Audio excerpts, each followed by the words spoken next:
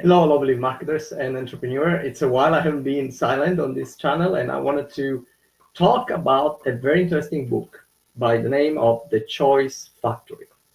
So, why am I talking about it? Because I just finished reading it, and I find it very interesting. Why it's very interesting?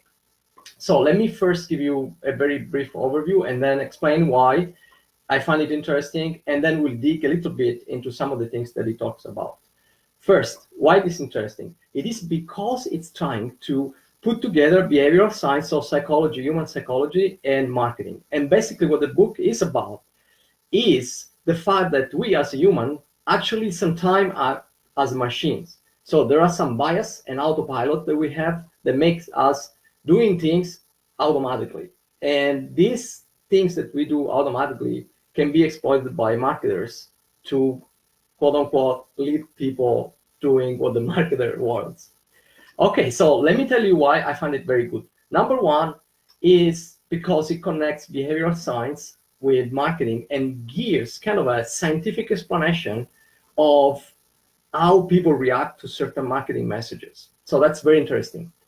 Number two, it's because it goes from the theory to the practical examples. And for each of these biases, the book is telling you how they're going to be applied in a practical marketing campaign and how you have to phrase your message to effectively use this bias. Number three, it's interesting because it also talks about biases that marketers have and how they make mistakes in organizing campaign or writing messages because of their own biases. So it kind of gives you an idea how to avoid certain mistakes in marketing a product or a service. Number four, this is really interesting, maybe because I'm a little bit of a nerd, but I want to show you, it does have a very interesting section on father readings, and it's here.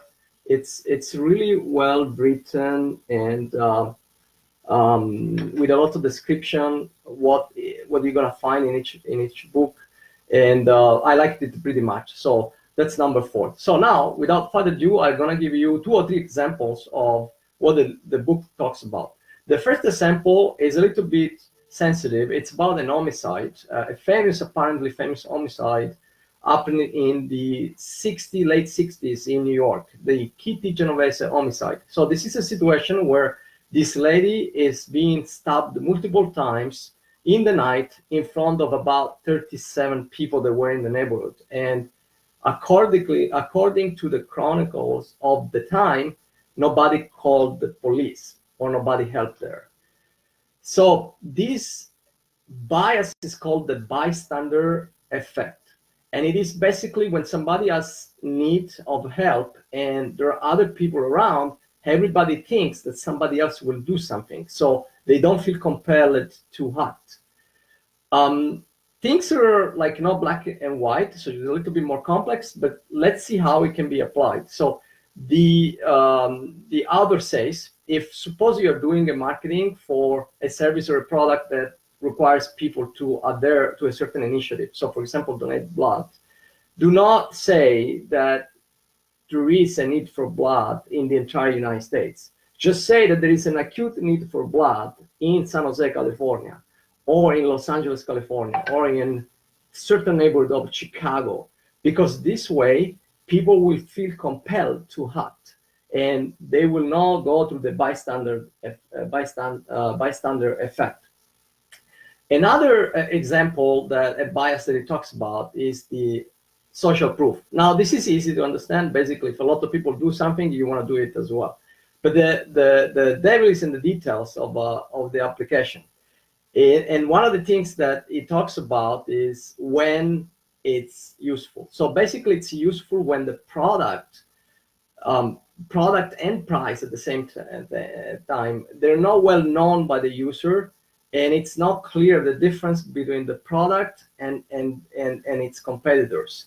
And if you want to establish yourself as a product that has, for example, a higher price, you can use this bias by saying the most used, the most loved, the one that has the most users. And that automatically will anchor the person in believing and associating more quality towards the product.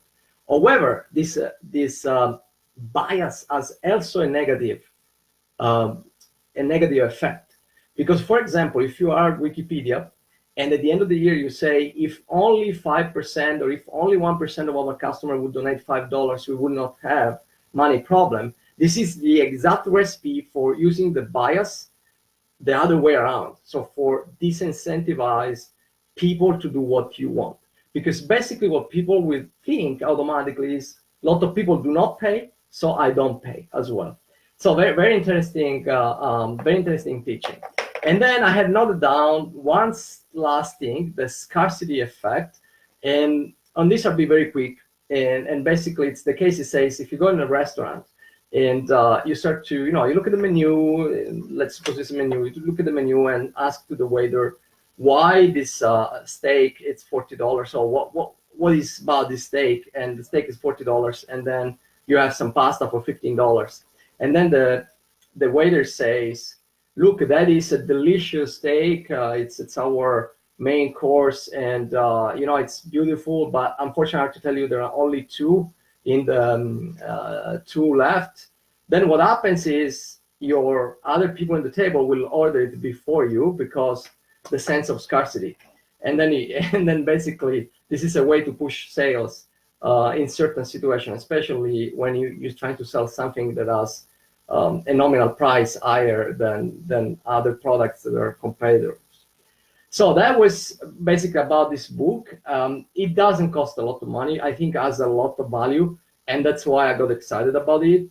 And again, I repeat, the entire citation section is awesome. So you can really use it to start digging into this. And if you are passionate about marketing, and especially consumer marketing as much as I am, then this is the book for you.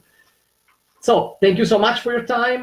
This is Paul again, and on the description I put the link to the book, but also the link to my other YouTube channels. If you're interested, just click and subscribe to my channel. Thank you so much. Bye-bye.